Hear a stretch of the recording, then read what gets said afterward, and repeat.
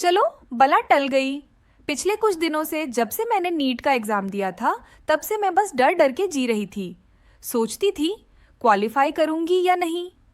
लेकिन अब तो रिजल्ट आ चुका है और मैंने नीट अच्छे नंबरों से क्वालिफाई भी कर लिया।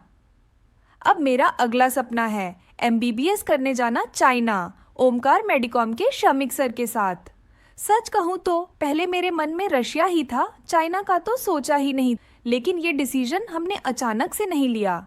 चाइना जाने का फैसला करने से पहले हमने काफ़ी सारी एजेंसियों से बात की।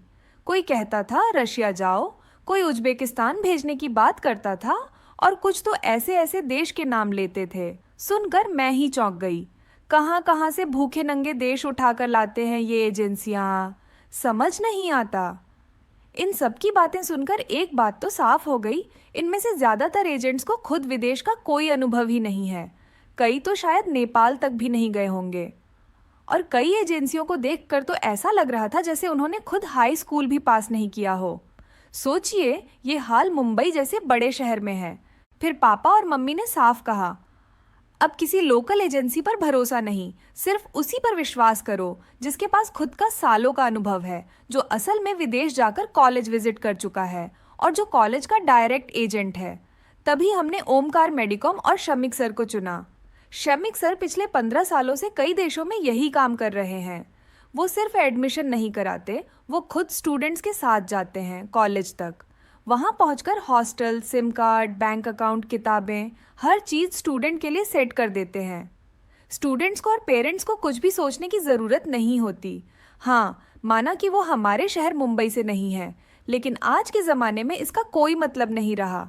हमने वीडियो कॉल पर कॉन्फ्रेंस की, मैं, मम्मी और शमिक सर। थोड़ी देर बाद पापा भी ज्वाइन हुए, क्योंकि पापा उस वक्त अपने काम से दुबई में थे। मैं तो पहले से ही शमिक सर को लेकर कॉन्फिडेंट थी, लेकिन कॉल के 1 घंटे के अंदर मम्मी पापा भी पूरी तरह संतुष्ट हो गए।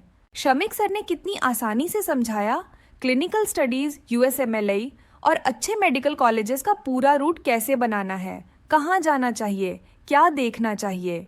एक बहुत बड़ी बात जो हमें पहले पता ही नहीं थी, वो ये कि रशिया, उज़्बेकिस्तान, जॉर्जिया जैसे देशों में कैडावर यानी असली ह्यूमन बॉडी नहीं मिलते स्टडी के लिए। प्लास्टिक बॉडी ऑर्गन से काम चला लिया जाता है, जैसे वीडियो गेम में गाड़ी चलाना सिखाया जाए। और मुझे ये भी नहीं पता था कि रशिया जैसे देशों में मेडिकल कॉलेजेस के हॉस्टल कभी भी कॉलेज के अंदर नहीं होते।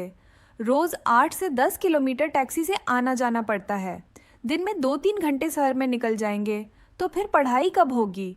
एक और बात जिसने मुझे चौंका दिया, आज ही मेरे चचेरे भाई ने मुझे बताया कि शमिक सर के पुराने स्टूडेंट्स जो अब डॉक्टर बन चुके हैं, उनसे आज भी उनका अच्छा संपर्क बना हुआ है। गूगल और बाकी सभी रिव्यूज़ में भी ये बातें साफ दिखती हैं। और मेडिकल स्टडीज़ के मामले में तो चाइना आज दुनिया के टॉप 1 या 2 नंबर पर आता है, ये बात सबको पता है। अंत में जो बात मुझे सबसे ज़्यादा हैरान कर गई वो ये कि रशियन देशों के हॉस्टल्स में अटैच वॉशरूम और टॉयलेट भी नहीं होते।